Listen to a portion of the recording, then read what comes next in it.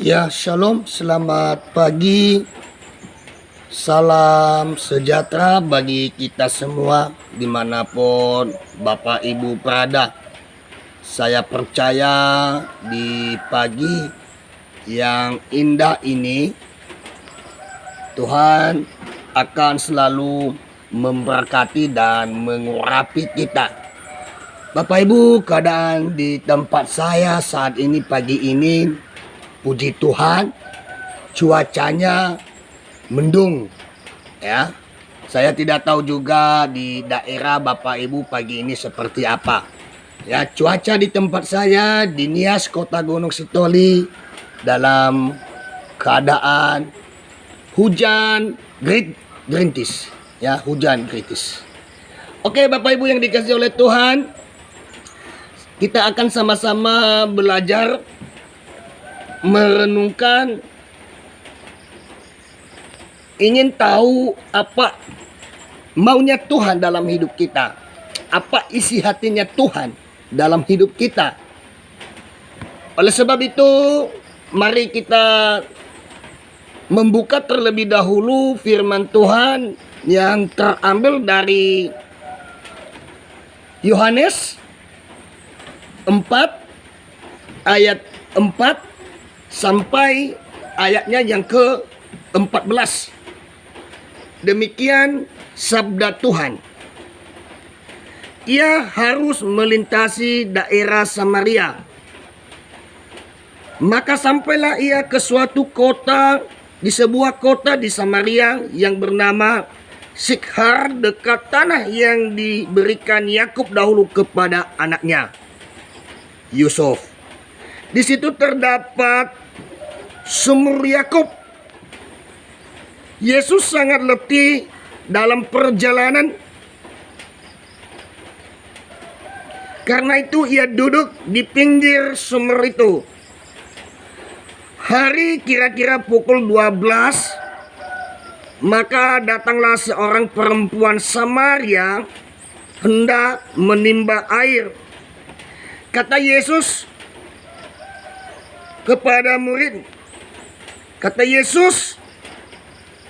kepadanya, berilah aku minum, sebab murid-muridnya telah pergi ke kota untuk membeli makanan.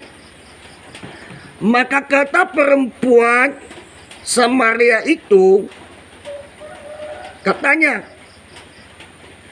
kepadanya, masakah engkau, Maria, seorang Yahudi, masakah engkau seorang Yahudi minta minum kepadaku, seorang Samaria? Sebab orang Yahudi tidak bergaul dengan orang Samaria. Jawab Yesus kepadanya, jika engkau tahu tentang karunia Allah dan siapakah dia yang berkata kepadamu, berilah aku minum, niscaya engkau telah meminta kepadanya, dan ia telah memberikan kepadamu air hidup itu. Kata perempuan itu kepadanya, Tuhan, engkau tidak punya timba dan mur ini amat dalam. Dari manakah engkau memperoleh air hidup itu? Adakah engkau lebih besar daripada bapa kami Yakub yang memberikan sumur ini kepada kami dan yang telah minum sendiri dari dalamnya, ia serta anak-anaknya dan ternaknya? Jawab Yesus kepadanya, barang siapa minum air ini, ia akan haus lagi. Tetapi barang siapa minum air yang akan kuberikan kepadanya, ia tidak akan haus untuk selama-lamanya. Sebaliknya, air yang akan kuberikan kepadanya akan menjadi mata air di dalam dirinya, yang terus menerus memancar sampai kepada hidup yang kekal. Haleluya. Ayat 14, saya ulangi lagi Bapak Ibu. Tetapi barang siapa minum air yang akan kuberikan kepadanya, ia tidak akan haus untuk selama-lamanya. Ia tidak akan, sebaliknya, air yang akan kuberikan kepadanya akan menjadi mata air yang dalam dirinya, yang terus-menerus memancar sampai kepada hidup yang kekal. Saudaraku yang diberkati oleh Tuhan, walaupun cahayanya di sini kurang bagus, apalagi kitab yang saya baca tulisannya juga kecil, tapi itu tidak akan mengurangi motivasi semangat kita untuk sama-sama belajar dan untuk sama-sama mengetahui apa isi hati Tuhan dalam ayat ini di dalam Yohanes 4 sampai 14. Saya akan berbicara, minumlah air hidup ini. Tadi ada kan di poin ayat yang ke-14. Bila kita amati percakapan perempuan Samaria ini dengan Yesus, Bapak Ibu yang dikasihi oleh Tuhan, jelas lihat ayat yang ke-9. Ada beberapa alasan mengapa perempuan Samaria tersebut terkesan mengejek Yesus ketika hendak minta air minum. Karena kenapa Bapak Ibu yang dikasihi oleh Tuhan, orang Yahudi sangat membenci orang Samaria. Hal itu disebabkan ketika Asyur mengalahkan suku-suku Israel. Raja Asyur mengangkut orang dari Babel, dari Kuta, dari Hawa, dari Awa, dari Hamat, Bapak Ibu yang dikasihi oleh Tuhan, dan Sefarwim. Nah, lalu menyuruh mereka hanya menerima kelima kitab Musa, Bapak Ibu yang dikasihi oleh Tuhan, sebagai firman Allah. Juga mereka tidak mau bergabung dengan orang Yahudi dan berbakti di bait Allah di Yerusalem. Di samping itu, biasanya orang Yahudi bila dari Galilea ke Yudea atau sebaliknya, biasanya Bapak Ibu yang dikasihi oleh Tuhan, mereka turun ke lembah Sungai Yordan pada waktu itu. Ya, pada masa itu. Mungkin sekarang udah ada jalan pintas Bapak Ibu ya, tidak lagi turun ke lembah Sungai Yordan itu. Ya, buktinya sekarang kan udah ada pesawat. Saya percaya itu satu daerah dengan daerah yang lain. Dan itu jalan pada waktu itu harus melewati jalur itu. Dan sekarang kan udah ada pesawat.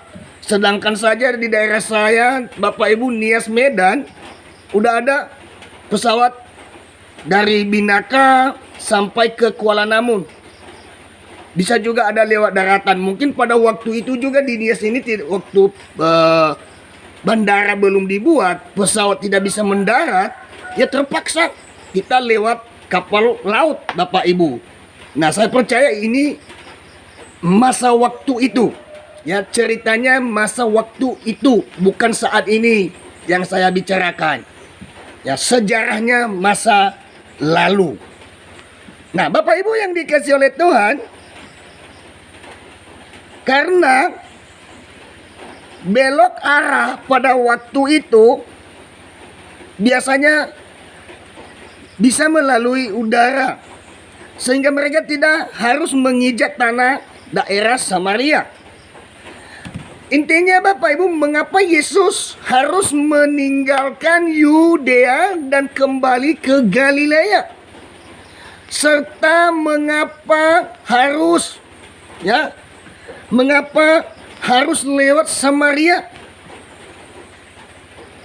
Coba kita pikirkan pada ayat nas yang akan kita bacakan tadi Bapak Ibu, yang tidak menjadi kebiasaan orang Yahudi. Inilah beberapa alasan mendasar yang akan mempengaruhi keputusan Yesus yang saya bagikan kepada kita pada pagi ini. Alasan yang pertama Bapak Ibu, kalau menurut saya, dan itu nanti juga disertai dengan ayat yang kita bacakan tadi di nasnya, Yesus harus meninggalkan Yudea karena Yesus tidak mau terjebak politisasi kaum Farisi. Itu bisa nanti dibaca, terdapat di Yohanes 4 ayat 1 sampai 3. Nah, ketika Yesus mengetahui, kalau orang Farisi mengetahui bahwa Yesus melalui murid-muridnya membaptiskan lebih banyak dari Yohanes, ia mengetahui bahwa hal ini lah yang pasti akan digunakan oleh mereka untuk politisasi, guna mengadunya dengan Yohanes dan murid-muridnya. Wow, luar biasa. Artinya sebelum terjadi Yesus sudah tahu. Dan itulah salah satu buktinya dia adalah Tuhan. Haleluya. Yang percaya dengan saya katakan amin bahwa Yesus itu adalah Tuhan. Yang tidak tahu menjadi tahu, yang tidak mungkin secara manusia, yang tidak mungkin secara para murid-murid Yesus, itu mungkin bagi Tuhan kita. Immanuel. Amin. Nah, Bapak Ibu yang dikasih oleh Tuhan, hal tersebut biasanya atau bisa kebaca oleh Yesus karena Yesus penuh hikmat. Artinya juga kalau kita meminta hikmat kepada Tuhan sebagai orang-orang yang percaya kepada Dia, kepada Yesus, kita akan bisa kebaca juga. Karena Yesus memberikan karunia hikmat itu kalau kita meminta dengan sungguh-sungguh dan setia mengikutinya. Tapi jangan Anda mengatakan Anda menerima hikmat dari Yesus kalau Anda tidak setia kepada Yesus. Tidak akan kita dapat. Kenapa? Karena kita tidak meminta. Kalau kita meminta dengan sungguh-sungguh, maka kita akan terima Bapak Ibu yang dikasih oleh Tuhan. Oleh sebab itu Bapak Ibu dikasih oleh Tuhan dimanapun Anda berada, mungkin Bapak Ibu bisa nanti melihat di Alkitab, tujuan, maksud Yesus, kenapa dia harus lewat Samaria, itu terdapat nanti di dalam Matius 9, 11 dan 34. Matius 9, 11 dan 34. Bapak Ibu yang dikasih oleh Tuhan, poin yang kedua yang saya bagikan kepada kita, Yesus meninggalkan Yudea lewat Samaria karena dia menjalankan amanatnya. Itu perlu dicatat. Poin yang kedua, Yesus meninggalkan Yudea lewat Samaria karena dia menjalankan amanatnya. Coba kita lihat siapa perempuan Samaria ini yang terdapat tadi di dalam Yohanes 4 ayat 4 sampai 14. Dan coba Bapak Ibu baca nanti ayat 16 sampai ayatnya yang ke-18.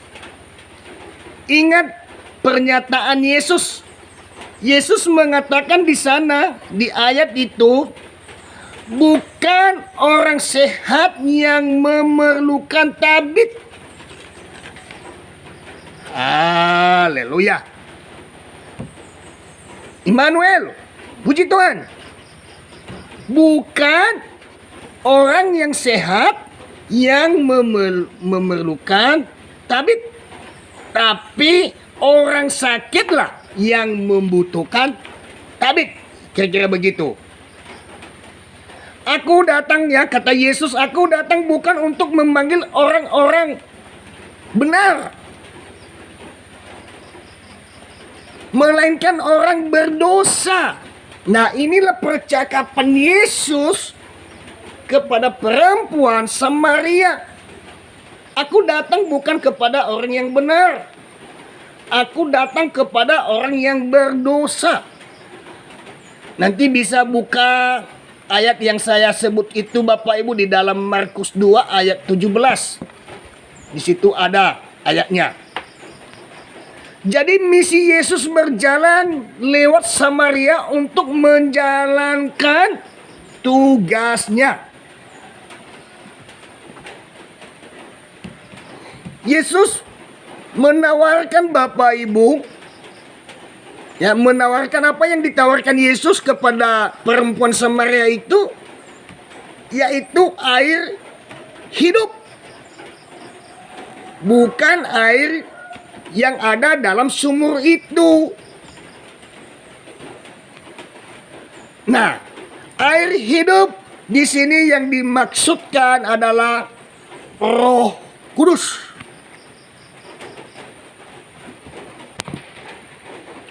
Ya, air hidup yang dimaksudkan Yesus di sini di ayat ini adalah Roh Kudus. Yesus pakai kata perumpamaan di situ Bapak Ibu berbicara untuk perempuan Samaria.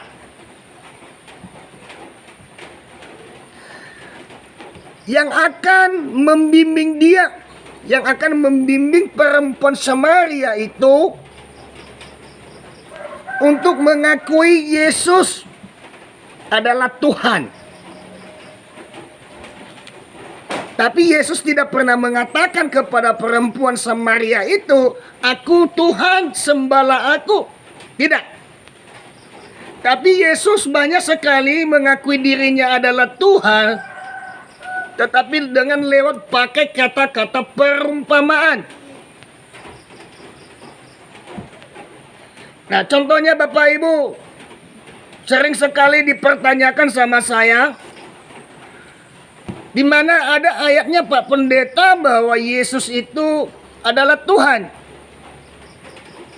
Saya tunjukkan ayatnya Bapak Ibu, dan mungkin ini suatu ayat bagi kita ketika kita pergi dalam bermisi dalam pelayanan. Ya, salah satu ayat yang saya bagikan pagi ini yaitu di dalam Yohanes 13 ayat 13. Ketika di situ ada murid-murid Yesus bertanya kepadanya.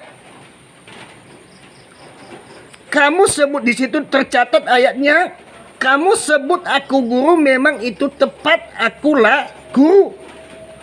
Kamu sebut aku Tuhan, memang itu tepat, akulah Tuhan. Yes. Immanuel, Tuhan berserta kita, Tuhan menyertai kita. Nah, saya tidak menuju ke sana membahas di dalam Yohanes 13 ayat 13 Bapak Ibu. Saya fokus ke sini. Ya, hanya tadi saya membagikan kepada kita resep ketika ada yang bertanya kepada kita yang tidak seiman dengan kita, dan kita harus siap menjawab pertanyaan mereka. Ya, kita mengasihi mereka, kita buktikan bahwa kita adalah ajaran kasih, dan kita siap juga untuk menjawab pertanyaan-pertanyaan yang dilemparkan kepada kita. Ya, Bapak Ibu yang dikasihi oleh Tuhan, Yesus Katakan setiap orang yang minum air ini tidak akan kehausan.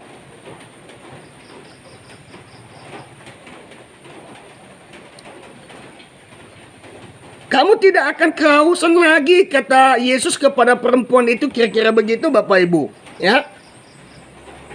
Bahkan Bapak Ibu, air itu kata Yesus kepada Samaria akan menjadi mata air yang memancar dalam pribadi orang tersebut. Ya. Syaratnya Bapak Ibu adalah supaya juga bukan hanya kepada perempuan Samaria itu Yesus berkata pagi ini, ya, ayat ini Yesus bicara kepada kita bagi yang mendengarkan, yang mengikuti semua alur renungan pagi ini yang saya bagikan buat kita. Tidak menjauh dari sumber mata air. Siapa sih? Pertanyaannya sekarang, siapa sih ya kehidupan mata air itu? Yo, kira-kira menurut Bapak Ibu jawabannya apa? Mungkin Bapak Ibu sependapat dengan saya, ya. Yaitu jawabannya adalah Yesus. Amin.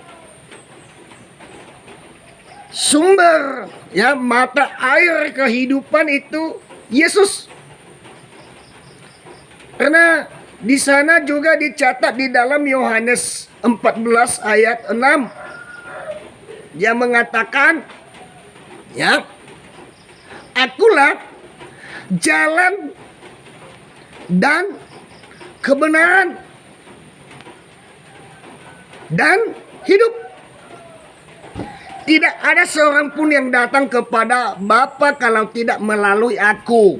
Itu kata Yesus. Percuma kamu berdoa kepada Allah kalau kamu tidak datang kepada Yesus, melalui Yesus. Yang percaya katakan amin. Nah, makanya saya simpulkan di ayat bacaan kita ini tadi di dalam Matius 14, ya,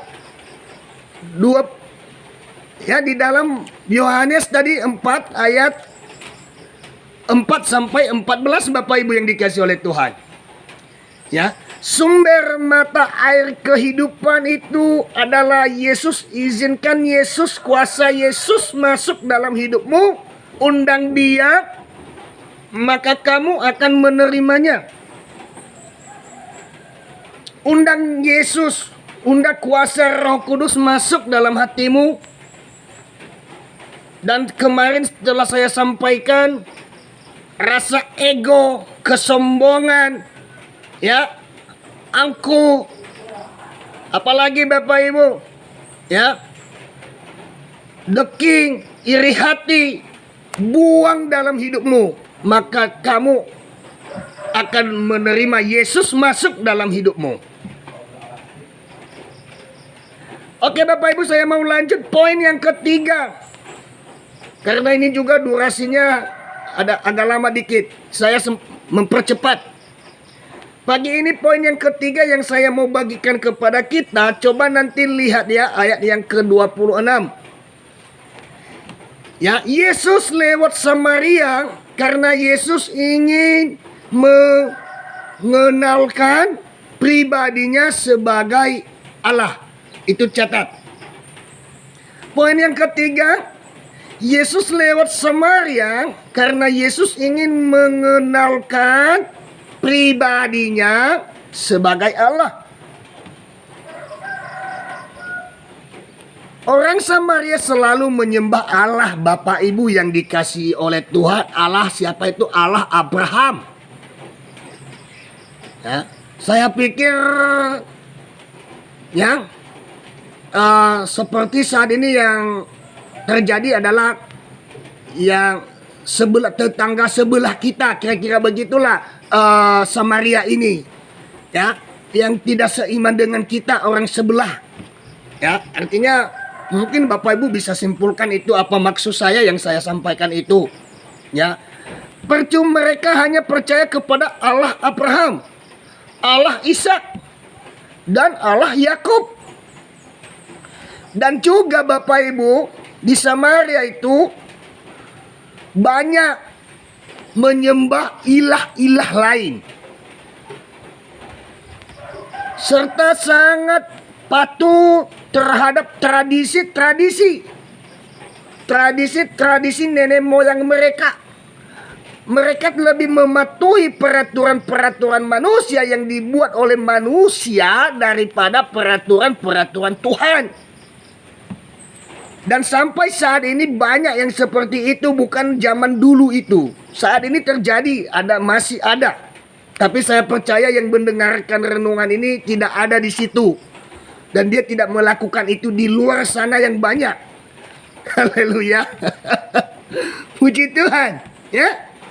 Semua yang mendengarkan ini tidak ada, ya, di dalam jemaatnya, tidak ada di dalam pelayanannya menyembah ilah-ilah lain, tapi menyembah Yesus Kristus Sang Juru Selamat. Amin. Kalau ada pun tidak ada yang ngaku. Nah, Bapak Ibu yang dikasih oleh Tuhan, saya mau lanjut, ya.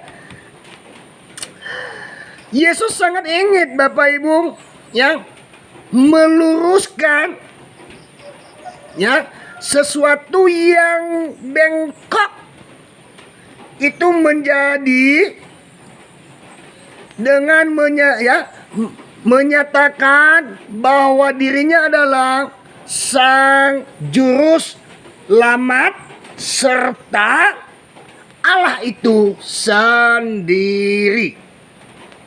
Itu nanti baca ayat selanjutnya nanti itu Bapak Ibu di dalam Yohanes tadi, ya, 22 dan 26. Itu intinya, klimasnya di situ di ayat yang ke poin yang ketiga ini yang saya bagikan.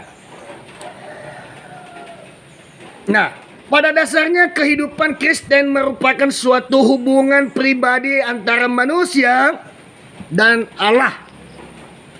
Hubungan itu dinyatakan oleh Allah berdasarkan karya Tuhan Yesus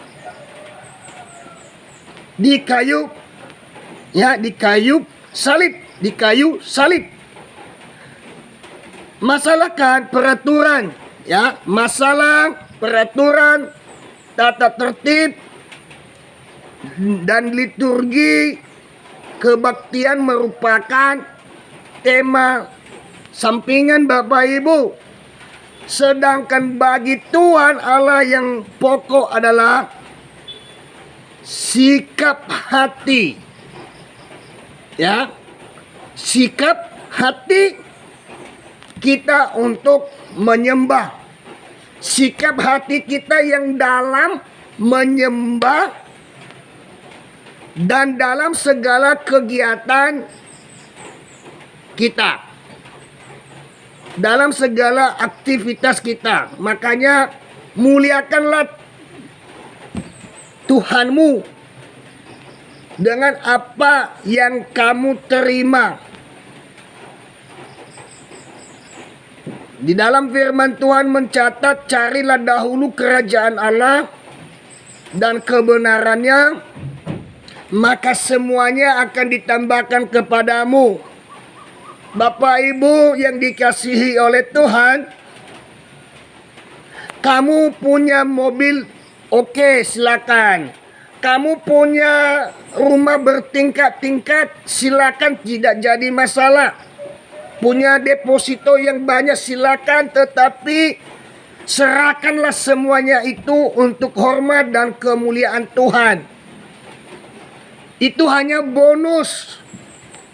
Itu hanya tambahan kata firman Tuhan. Tapi carilah dahulu kerajaan Allah, kebenaran. Bapak Ibu yang dikasih oleh Tuhan, saya mau simpulkan.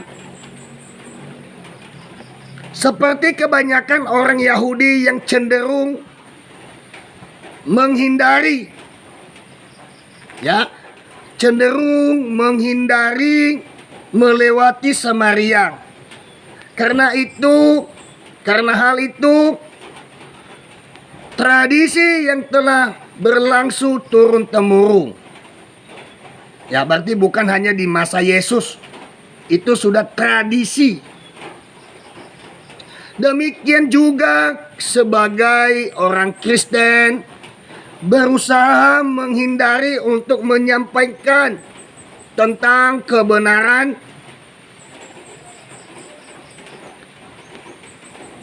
bahwa Yesus adalah air hidup. Barang siapa menerimanya akan memperoleh hidup yang kekal. Terima, supaya kamu memperoleh hidup yang kekal, Bapak Ibu. Hal itu disebabkan Bapak Ibu yang dikasih oleh Tuhan, mereka takut tantangan yang akan mungkin timbul karena pemberitaan tersebut. Tuhan Yesus menunjukkan supaya kebenaran dapat disampaikan kepada semua orang. Oleh sebab itu kebenaran, mari ini tugas kita sebagai orang-orang Kristen, orang-orang yang percaya kepada Yesus, ya, prajurit-prajurit Kristus, laskar-laskar Kristus, haleluya, siap mewartakan. Makanya firman Tuhan mengatakan, mulailah dahulu dari Yerusalem ke Yudea dan ke Samaria. Apa maksudnya itu, Bapak Ibu? Mulai dari Yerusalem. Kita mulaikan dulu dalam keluarga. Saya percaya kalau saya mulaikan itu pergi ke Yerusalem, saya tidak punya uang. Nah, itu ayat itu Yesus pakai kata-kata perumpamaan. Yerusalem itu adalah keluarga terlebih dahulu. Baru ke tetangga, baru ke desa mungkin, baru ke kecamatan, baru ke kota, dan baru ke seluruh dunia. Demikian firman Tuhan, Bapak Ibu. Biarlah kita sama-sama mengerti apa maunya Tuhan dalam ayat ini. Mungkin saya kurang sempurna untuk menyampaikan. Biarlah Tuhan yang menyempurnakan kata demi kata di dalam hati kita semua. Pagi ini saya berdoa bagi orang yang mendengarkan video ini, renungan pagi ini, dan begitu juga ketika mungkin siang dia buka, dia mendengarkan, atau malam atau kapanpun dia buka, doa kami, Yesus Kristus adalah Tuhan yang memberkati hidupmu, yang memberkati usahamu, yang memberikan kamu umur yang panjang, dan yang memberkati keluargamu. Damai sejahtera dari Bapa Surgawi mengalir dalam hidupmu. Sukacita yang baru, semangat yang baru, hidup yang baru akan menjadi milikmu dari Tuhan. Dalam nama Yesus. Dalam nama Yesus. Amin.